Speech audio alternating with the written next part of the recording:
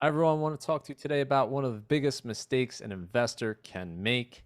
So, we're all familiar with the idea that stocks tend to go up over time, but not all the time. And therein lies the challenge because you can't have one without the other. There's no upside without the potential risk of downside.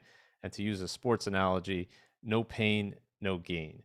Since 1990, S&P 500 has returned an impressive 10% per year, and it's done so in spite of the fact that there's been two bear markets that have been greater than 50% in magnitude, and also that the S&P 500 has actually spent 90% of the time in a drawdown, which means, of course, that risk and volatility is a feature in markets, not a bug. And it's the primary reason why you actually earn a higher return in equities versus something safer like cash.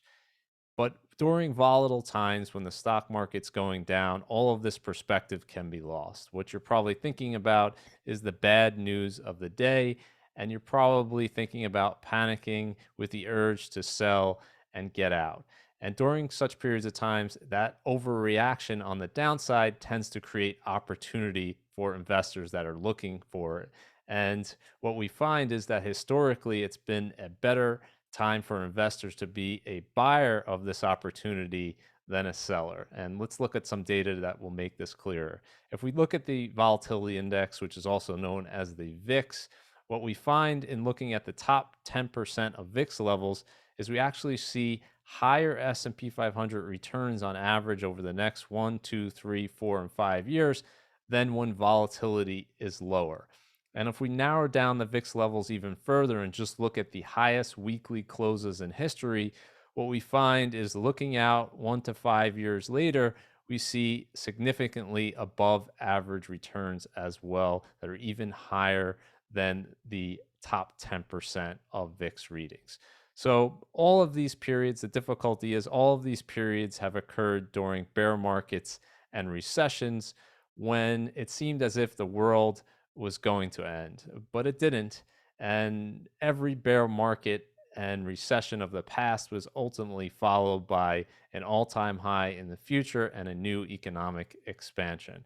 If we look at this year, look at 2022, and we look at the volatility index, once again, it's on the rise. And once again, there's a number of reasons to sell. Bad news is all over the place. We have the highest inflation rate in 40 years. We have the Fed tightening policy. We have war, we have the risk of recession rising, and on and on and on. There's really only one good reason to hold on, and that's in studying history and looking at one of the biggest mistakes an investor can make, which is turning this temporary volatility into a permanent loss.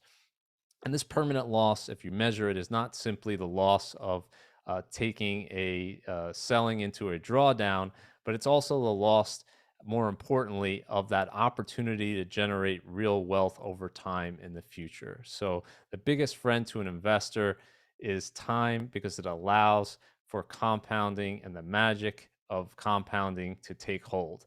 So, as Charlie Munger once said, the first rule of compounding is to never interrupt it unnecessarily.